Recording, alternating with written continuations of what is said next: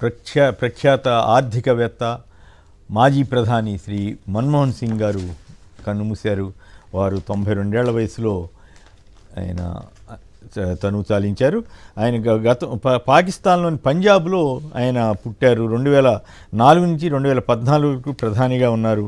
ఎన్నో ఆర్థిక సంస్కరణలు ప్రవేశపెట్టి దేశ ఆర్థిక స్థితిని, ఆర్థిక గతిని మార్చిన గొప్ప ఆర్థిక శాస్త్రవేత్తగా, దేశాన్ని ముందుకు నడిపించిన వ్యక్తిగా పివి నరసింహారావు గారి క్యాబినెట్లో కానీ, ఆ తర్వాత దేశ ప్రధానిగా కానీ ఆయన చేసినటువంటి సేవల మీద సర్వత్రా కూడా ఎక్కడ నాన్ కాంట్రవర్షియల్గా, ఎక్కడ అవినీతి మచ్చలేని నాయకుడిగా మన్మోహన్ సింగ్ గారు ఉన్నారంటే ఆశ్చర్యం కాదు, గొప్ప విషయం అది. 5 సార్లు రాజ్యసభ సభ్యుడిగా పనిచేశారు. 87లో పద్మవిభూషణ్ వచ్చింది. 91 నుంచి 96 వరకు ఆర్థిక మంత్రిగా ఉన్నారు. అలాగే 13వ ప్రధానిగా వారు పనిచేశారు. 82 నుంచి 85 వరకు అంతకుముందు ఆర్బీఐ గవర్నర్గా పనిచేశారు. ప్రణాళికా సంఘం డిప్యూటీ చైర్మన్గా, యూజీసీ చైర్మన్గా కూడా పనిచేశారు. సో ప్రధాని మోడీతో సహా అనేక మంది నేతలు వారికి నివాళి అర్పిస్తున్నారు. నిజంగానే గొప్ప వాళ్ళల్లో, ఎందుకంటే ఆయన 2009లో న్యూక్లియర్ డీల్ ఇష్యూ వచ్చినప్పుడు ఎక్కడ రాజీ పడలా. బహుశా అప్పుడు ఆ రోజుల్లో బీజేపీ, కమ్యూనిస్టులు అందరూ వ్యతిరేకించారు. ఈవెన్ ఆర్థిక సంస్కరణలప్పుడు కూడా కమ్యూనిస్టులతో పాటు బీజేపీ వాళ్ళు కూడా తీవ్రంగా విమర్శలు చేసేవారు. అలాంటి వాళ్ళు కూడా ఇప్పుడు మన్మోహన్ సింగ్ని పొగుడుతున్నారు, పివి నరసింహారావుని పొగిడారు, ఇప్పుడు ఈయన్ని పొగుడుతున్నారు. సో ఈ రకమైనటువంటి గొప్ప విశిష్ట లక్షణం బహుశా మన్మోహన్ సింగ్ గారికి అలాగే పివి గారికి దక్కిందనుకోవాలి. వారు మరణించినందుకు సంతాపం తెలియజేస్తున్నాం. దీని మీద కూడా చర్చలోకి వెళ్ళడానికి ముందు ఇతర వార్తలు కొన్నింటిని చూసిన తర్వాత చర్చలోకి వెళదాం. గ్రూప్ 1 మెయిన్స్కు ఫలితాలకు లైన్ క్లియర్ అంటూ తెలంగాణ విషయానికి సంబంధించినటువంటి వార్త ఇది. తెలంగాణకి ఇక సినిమా పరిశ్రమకు సంబంధించి మరో స్థాయికి టాలీవుడ్ అంతర్జాతీయంగా బ్రాండ్ ఇమేజ్ తీసుకురావాలని నిర్ణయం సీఎం రేవంత్ రెడ్డి వెల్లడి. ఐటీ, ఫార్మాతో పాటు చిత్ర పరిశ్రమ కూడా ముఖ్యమే. త్వరలో హైదరాబాద్లో అంతర్జాతీయ సినీ సదస్సు, చిత్ర పరిశ్రమ సమస్యలపై మంత్రివర్గ ఉపసంఘం, శాంతి భద్రతలకు ఎలాంటి విఘాతం కలిగించినా సహించం.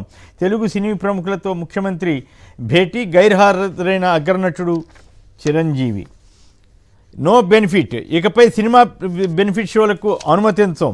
అసెంబ్లీలో చెప్పిన మాట కట్టుబడి ఉన్నా, చిన్న పరిశ్రమను ప్రోత్సహిస్తాం, పద్ధతిగా ఉండండి. సీఎం పేరు చెప్పనందుకే కేసు అని ప్రచారం చేస్తారా? ఎన్నడో ఆ స్థాయి దాటాం, మీరెందుకు ఖండించలేదు? బౌన్సర్లు పోలీస్ అధికారులను అడ్డుకుంటున్నారు. అలా అడ్డుకుంటే వారితో పాటు సెలబ్రిటీలపైన కూడా కేసులు. అభిమానులను నియంత్రించే బాధ్యత సెలబ్రిటీలదంటండి. అభిమానులు నియంత్రించే జనం వస్తే వాళ్ళని కంట్రోల్ చేయాల్సిన బాధ్యత సెలబ్రిటీలదేనని కొత్త రూల్ తీసుకొస్తున్నారు తెలంగాణలో. ఇది ఆసక్తికరంగా ఉంది. డ్రగ్స్, గంజాయి నిరోధానికి ప్రచారం చేయాలి. సామాజిక బాధ్యతను సినీ పరిశ్రమ గుర్తుపెట్టుకోవాలి. నాకు వ్యక్తిగతంగా ఇష్టాలు లేవు. టాలీవుడ్ ప్రతినిధులతో సీఎం రేవంత్ రెడ్డి అన్నట్టు మరో పత్రికలో కథనం వచ్చింది. ఇక ఇంకో ఇంట్రెస్టింగ్ వార్త ఏంటంటే ఒక్కొక్కళ్ళు ఒక్కో రకంగా వార్తలు ఇచ్చారు. ఇవన్నీ కూడా కలిపి చదివితే కానీ ఒక సమగ్రత రాని పరిస్థితి.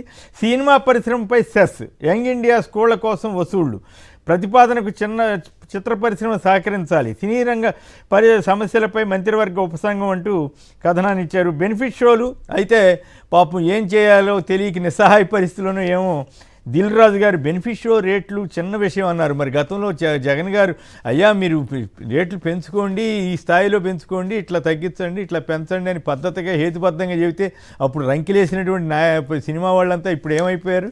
అంతా నోరు పెదలని పరిస్థితికి ఎందుకు వెళ్ళిపోయారు? అది ఆ విషయంలో రేవంత్ రెడ్డి గారిని కొంతమంది మెచ్చుకుంటున్నారు. సరే, ఓవరాల్గా సినిమా ఇండస్ట్రీకి నష్టమా లాభమా అన్న దాంట్లో ఆయన విమర్శలకు గురవుతున్నారు.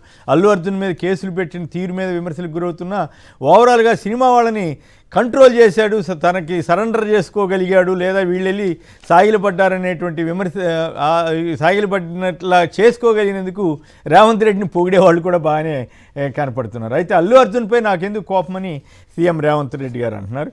ఛార్జీలపై సమరం నేడేకి ఏపీఎస్లో రాష్ట్ర వ్యాప్తంగా అన్ని నియోజకవర్గాల్లోనూ వైఎస్ఆర్ కాంగ్రెస్ పార్టీ ర్యాలీలు, ఆందోళనలు. ఈ నెల 13న చేపట్టిన రైతు పోరు తరహాలో భారీ ఆందోళనకు సిద్ధం. విద్యుత్ ఛార్జీలు విపరీతంగా పెరిగి 15,000 కోట్ల రూపాయల మేర పెరిగిన సందర్భంగా వైఎస్ఆర్ కాంగ్రెస్ పార్టీ ధర్నాలకు పిలిపించింది. ప్రజల గొంతుకుగా ప్రశ్నిద్దాం, ఈ దుర్మార్గ ప్రభుత్వ తీరును నిలదీద్దాం, ప్రజల పక్షాన పోరాటానికి సిద్ధమవ్వండి. వైసీపీ శ్రేణులకు మాజీ సీఎం జగన్మోహన్ రెడ్డి పిలుపు. తప్పుడు కేసులో ఇరికించేందుకు పోలీసుల యత్నం.